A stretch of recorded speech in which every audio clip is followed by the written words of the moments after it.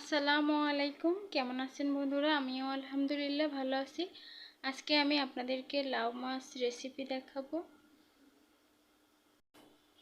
তো প্রথমেই আমি মাছগুলো লবণ হলুদ দিয়ে মাখিয়ে একটি কড়াইয়ে পরিমাণ মতো তেল নিয়ে মাছগুলো আমি একে একে দিয়ে দেব।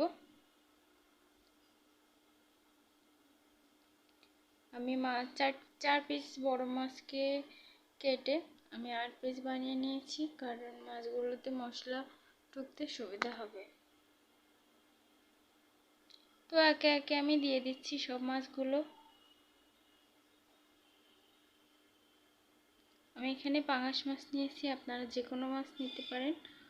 মাছগুলো উল্টে পাল্টে আমি খুব সুন্দর করে ভেজে নিব।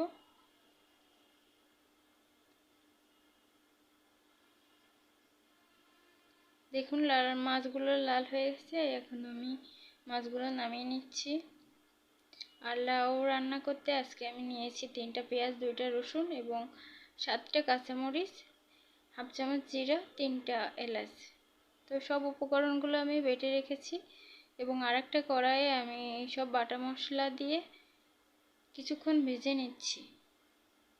যখন ভাজি হয়ে যাবে তখন আমি দিয়ে দেব কেটে রাখা লাউ।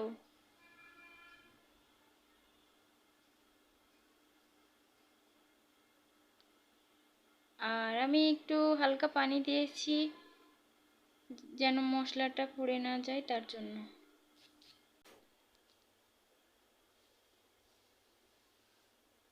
এখন দিয়ে দিলাম 1 চামচ লবণ।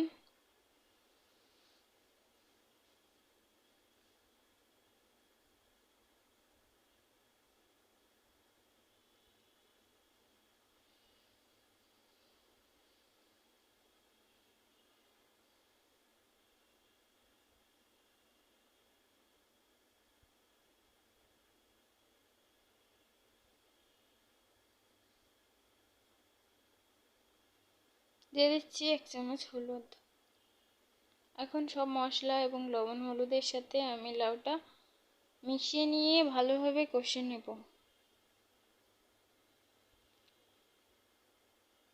আর যেহেতু আমি একটু পানি দিয়েছি, আর লাউ ধোয়ার সময় অনেক পানি চলে যায় লাউর ভিতরে, এই 2 পানি মিলে অনেক পানি হয়ে যাবে। আমি আর এক্সট্রা পানি দেব না।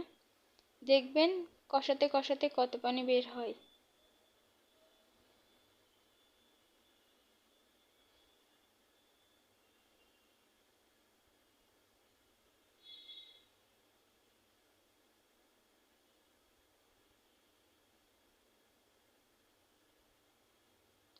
আমি লাউটা ঢেকে রান্না করছি,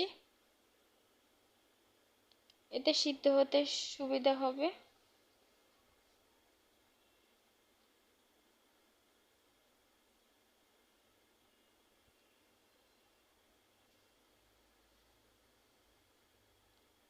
দেখেন ফাইনালি অনেক পানি বের হয়েছে।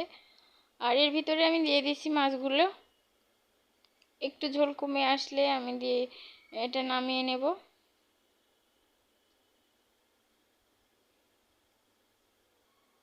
আর যখন দেখব লাউ থেকে পানি শুকিয়ে গেছে প্রায়, তখন আমি সার্ভ করে দেখাচ্ছি একটি পাত্রে। দেখুন, আমি খুবই সিম্পলভাবে রান্না করি। জানি না রান্নাটা কেমন হয়, আপনারা অবশ্যই কমেন্ট করে জানাবেন। তো আজ এ পর্যন্ত। আপনারা ভালো থাকবেন। আর আমার ভিডিওটি যদি ভালো লাগে অবশ্যই একটা লাইক কমেন্ট করবেন। আল্লাহ হাফেজ।